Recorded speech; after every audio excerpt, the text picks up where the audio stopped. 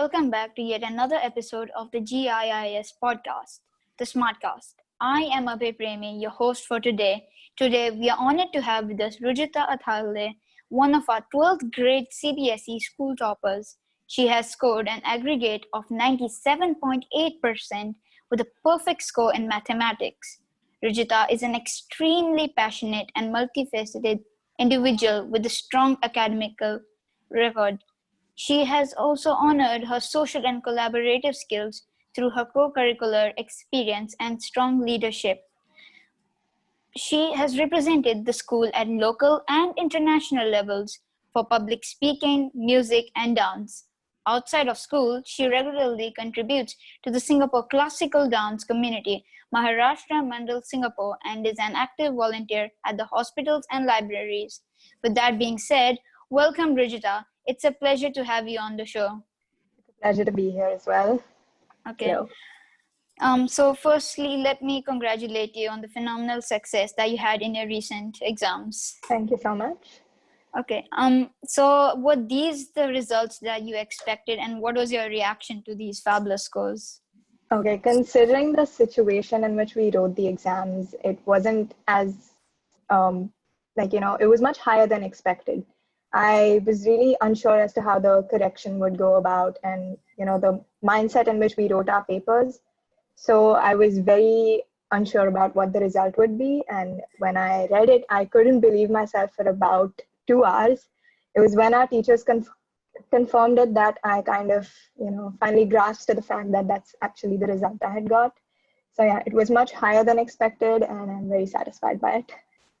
Okay, that's very nice to know. And I'm pretty sure everyone must be wanting to know how you prepared for the exam. So could you please tell your secrets for your achievement? It's not exactly a secret. It's just something that I go by a lot. It's that practice makes you perfect. You keep learning and it won't be ingrained in your head as much as it would if you started practicing what you're learning. I've written several papers as well, without studying that hard, but simply remembering how I wrote the paper helped me remember the concept. So I feel like that's a strategy many of us could use in our lives. And it's just to keep pushing. So, even with a failure, I've had many exams in which I didn't do well, but I didn't let that stop me. I kept, whatever subject I failed or didn't do well in, I would work on it. I would try to improve my grades in that. And yeah, that gets you places. Thank you for letting us know. And who all do you think played an integral part in your success, and what role was played by your parents and teachers?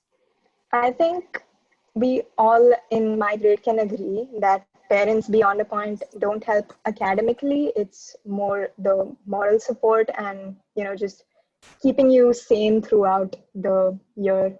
So I had my parents just, going ahead with whatever I was saying. I had a lot of different things I was involved in. I was dancing, I was volunteering, I had classes to go to. And my schedule used to be so hectic and they kept up with it. They didn't complain. They didn't, nag me. Why aren't you doing this? They just supported me and asked me are you okay? Do you need anything? And of course, the teachers as well. They're so inspirational because in our grade, it's not just the studying. We have to make university applications. And after a point, I think September onwards, they were more, loaded with work than we were, because they had to help us through our university applications. They were writing us recommendation letters, and that kind of inspired us. They were, working not only in the educational field as in teaching us and, clearing our doubts, giving us practice papers. They were also helping us make our applications. And, that sort of just looking at it is inspirational, but them coming and, just wishing us best of luck before exams, giving us tips and, Yes. just being our moral support as well. Yeah. Okay, that's very nice to know. And what do you think your strengths and weaknesses are, and how did you manage to overcome them? Okay, so I don't want to brag, but I think I can multitask very well. I took up a lot of things last year. I wanted to keep things still going as they were. I didn't want to be loaded with just studying.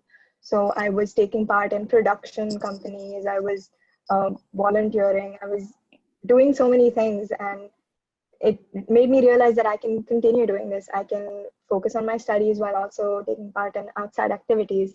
So I think that's one of my strengths. And also the fact that I can work well under pressure. So I had exams coming up, I had these performances coming up, but I was still, powering through. But that's when I look at my weakness as well. Sometimes I'm so focused on doing something that I tend to ignore the people around me. So I may, be very uptight or too, rude to them, and kind of hurts their feelings. And I've took an initiative to, stop doing that. And another weakness I could say of mine is that I'm too sort of ignorant about things. Like, I don't pay attention to what matters at a time, but I've learned to prioritize things. For example, in last year when I was making one of my university applications, I forgot to write an exam, and I got a rejection from that university. So I was very heartbroken because, it was my own ignorance that got me there. So I've taken it up and I'm working on it. So, yeah. Okay, that's very impressive. And since you managed to not only find an excellent balance between your extracurriculars and academics, but also produce impeccable performances in both. So do you mind telling us how did you do this? Okay, so this is something that I've learned over the years. It's time management. You have to prioritize and, set aside time for whatever you think is important. I think when I was in grade 11, the people around me were also taking up so many things. They were joining clubs, they were taking part in the school events, they were going outside and doing things. And I kind of went with that. But then as soon as 12th grade came by, I was so overwhelmed by the amount of academic stress that was there. I decided that no, I can't take part in everything. I have to choose things and, go by whatever I have made, like whatever choice I've made.